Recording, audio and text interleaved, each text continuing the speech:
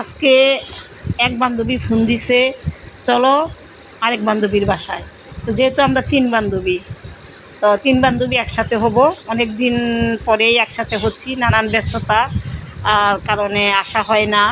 এদিকে এক বান্ধবীর মেয়ের ইন্টারমিডিয়েট পরীক্ষা চলতেছে, আমার আবার ডিউটি, মানে সব কিছু মিলায় আর সময় হয়নি। আজকে সময় করেছি, শনিবার দিন, যেহেতু সবারই একটা ছুটির দিন।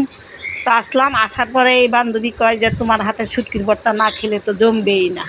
তো সেই ঝাল ঝাল শুটকির ভর্তা করে ফেললাম তাড়াহুড়া করে।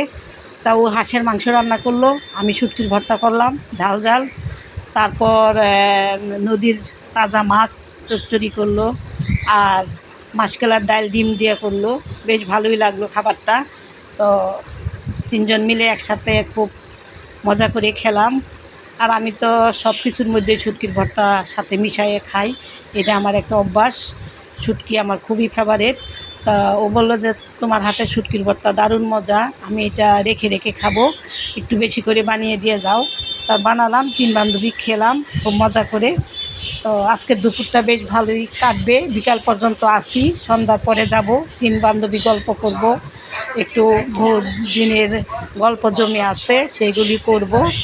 তো এখন বসে বসে ভিডিওটা এডিট করতেছি, একটু ছাড়বো। যেহেতু এত একটা সুন্দর আয়োজন এবং আমরা 3 বান্ধবী একসাথে বসে বসে খাচ্ছি, এটার মানে মজাই একটা আলাদা। তো আপনাদেরকে একটু শেয়ার করলাম আমার শুটকির ভর্তা খাওয়ার এই দৃশ্যটা। তো আসলে দারুণ মজা। শুটকির ভর্তা কারো পছন্দ না এমন কেউ নাই। সুতরাং এই মজাদার কার কার পছন্দ, এটা কিন্তু নরসিংদীর ঐতিহ্যবাহী ভর্তা। তাছাড়া কুমিল্লার মানুষও পছন্দ করে, অধিকাংশ মানুষই এই শুটকি, চাপা শুটকিটা পছন্দ করে। আর আমার হাতের ভর্তা তো অন্যরকম হয়, একটু ঝাল ঝাল হয়। তো কেমন লেগেছে আমার ভিডিওটা? ভালো লাগলে অবশ্যই লাইক, শেয়ার, কমেন্টস করবেন। আর আমার ফেসবুকটা ফলো দিবেন। ভালো থাকবেন। শুটকির ভর্তা খেতে চাইলে আমাকে কল দিবেন, আমি এসে শুটকির ভর্তা বানিয়ে দিয়ে যাব আপনাদেরকে, মজা করে খাবেন। আর যদি ইচ্ছা হয় আমার কাছে চলে আসতে পারেন, আমি ভর্তা বানিয়ে আপনাদেরকে মজা করে খাওয়াবো।